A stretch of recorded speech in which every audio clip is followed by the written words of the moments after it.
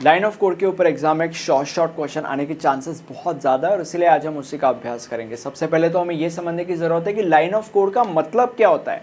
Line of code एक ऐसा matric है जिसके मदद से हम सॉफ्टवेयर के साइज को एस्टिमेट कर सकते हैं।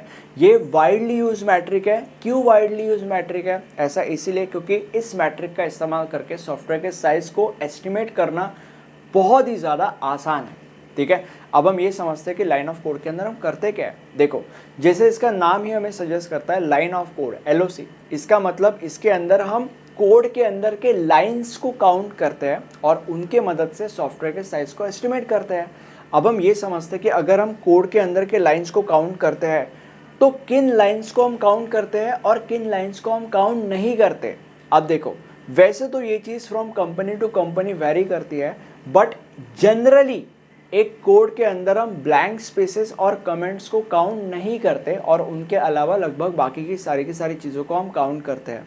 जैसे कि फॉर एग्जांपल, अगर सपोज हमारे पास ये कोड है तो अभी इस कोड के अंदर अगर तुमने लाइंस को काउंट किया तो दैट वुड बी 1 2 3 4 5 6 7 8 9 10 11 लाइंस। ठीक है, बट क्योंकि हम कमेंट्स को और ब्लैंक स्पेसेस को काउंट ही नहीं करते और इस कोड के अंदर 2 कमेंट्स हैं, इसलिए इन दोनों कमेंट्स को हम काउंट नहीं करेंगे and that would be 11 - 2, that would be 9 lines of code. ठीक है, तो ये है। अब हम ये समझते हैं कि अगर लाइन ऑफ कोड यानी कि LOC के अंदर हम कमेंट्स को और ब्लैंक स्पेसेस को काउंट ही नहीं करते तो जो डेवलपर भैया है जो उस कोड को लिख रहे हैं, वो डेवलपर भैया उन कमेंट्स को या उन ब्लैंक स्पेसेस को उस कोड के अंदर इंक्लूड ही क्यों करते हैं। सबसे पहले हम ब्लैंक स्पेसेस के ऊपर आते हैं। एक कोड के अंदर ब्लैंक स्पेसेस का इस्तेमाल क्यों किया जाता है। देखो, अगर लेट्स से मान लेते हैं कि तुम C++ में कोई कोड लिख रहे हो, let's say for example DOS box के अंदर, तो वहाँ पे कोई भी ऐसा रूल नहीं है कि एक लाइन ख़त्म होने के बाद जो अगला लाइन तुम लिख रहे हो वो अगला लाइन अगले ही लाइन पे एंटर दबा के तुम्हें लिखना पड़ेगा। ऐसा कोई भी रूल नहीं है। ये लाइन लिखने के बाद अगला लाइन तुम यहाँ से भी आगे कंटिन्यू कर सकते हो एंड जो अगले लाइन्स है वो उन लाइन्स के बाद कंटिन्यू कर सकते हो, जिससे क्या होगा, बस एक ही लाइन में तुम्हारा पूरा का पूरा प्रोग्राम लिख के ख़त्म हो जाएगा। बट इससे प्रॉब्लम ये होगा कि अगर कोई दूसरा इंसान इस प्रोग्राम को समझने की कोशिश करेगा तो उसको वो प्रोग्राम समझ में नहीं आएगा। इमेजिन करो कि 5000 लाइन का कोड बस एक ही लाइन में लिखा गया है और इतना ज़्यादा लंबा, जिसके अंदर एक लाइन के अंदर ही 5000 लाइन्स है, तो it would be so difficult to understand. और इसलिए ऐसे ब्लैंक स्पेसेस छोड़ने पड़ते हैं, यानी कि बेसिकली एक लाइन होने के बाद एंटर दबा के अगले लाइन में अगला लाइन लिखना पड़ता है। और ब्लैंक स्पेसेस छोड़ने का मीनिंग सिर्फ यही नहीं है कि तुम यहाँ पे एंटर दबा के अगले लाइन में अगला लाइन लिखना चालू करो। इसका मतलब ये भी है कि एंटर दबा के लेट्स से फॉर एग्जांपल तुम यहाँ पे 2 ब्लैंक स्पेसेस छोड़ते हो और जो अगला लाइन है वो 2 ब्लैंक स्पेसेस के बाद लिखना चालू करते हो, तो वो भी हो सकता है। तो बेसिकली अंडरस्टैंडिंग पर्पसेस और कोड को ब्यूटीफाई करने के लिए, इस पर्पस के लिए ब्लैंक स्पेस की इन्वॉल्वमेंट ज़रूरी है। ठीक है, और इसीलिए उसको इंक्लूड किया जाता है। अब हम ये समझते हैं कि कमेंट्स को क्यों इंक्लूड किया जाता है। देखो, अगर सपोज कोडर A ने ये कोड लिखा, ठीक है, और वो जॉब छोड़ के चला गया, और अगर कोडर B को ये कोड आगे कंटिन्यू करना है, ये मैं बस एग्जाम्पल दे रहा हूँ, तो in order to develop this code further, coder B के लिए कोडर A ने जो लॉजिक्स यूज़ किए हैं इस कोड के अंदर, वो लॉजिक्स समझना बहुत ज़्यादा इंपॉर्टेंट है। और इसलिए मोस्टली हर लॉजिक के नीचे कमेंट में लिखा जाता है कि वो लॉजिक क्या काम करता है, वो लॉजिक कैसे कैसे काम करता है, या वो लॉजिक के पीछे का रीज़न क्या है।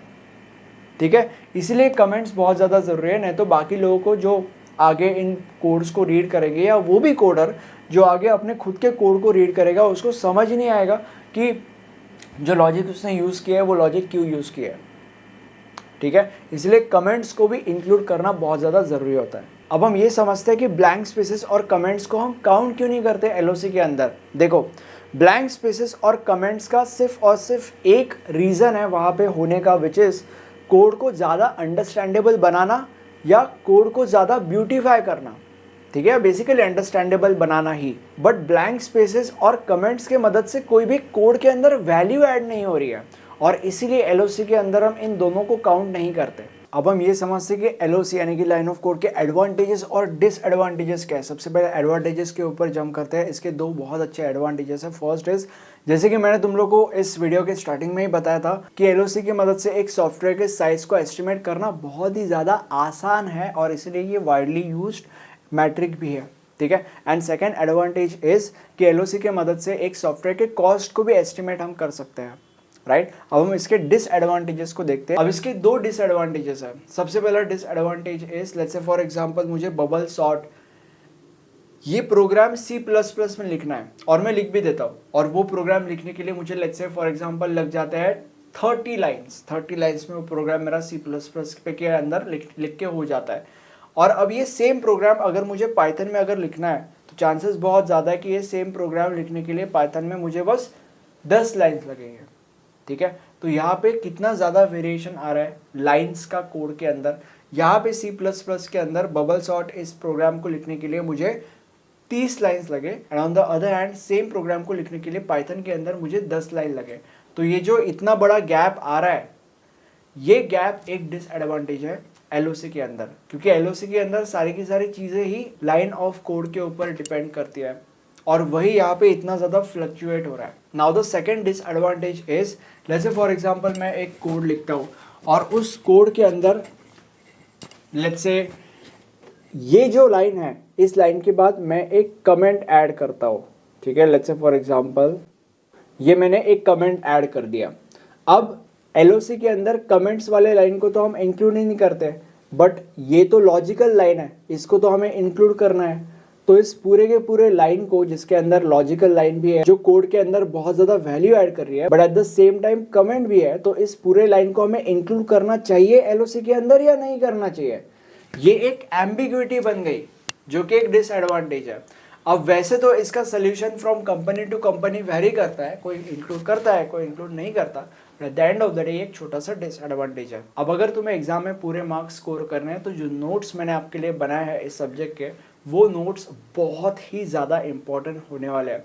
नोट्स के सारे डिटेल्स आपको नीचे डिस्क्रिप्शन बॉक्स में मिल जाएंगे। अगर आपको ये वीडियो अच्छा लगा है तो प्लीज़ एक लाइक कर दीजिए, और ये हमारा प्लेलिस्ट है, इस प्लेलिस्ट के अंदर हमने आपके लिए इस सब्जेक्ट के सारे वीडियोस अवेलेबल करा के रखे हैं। Thank you so much.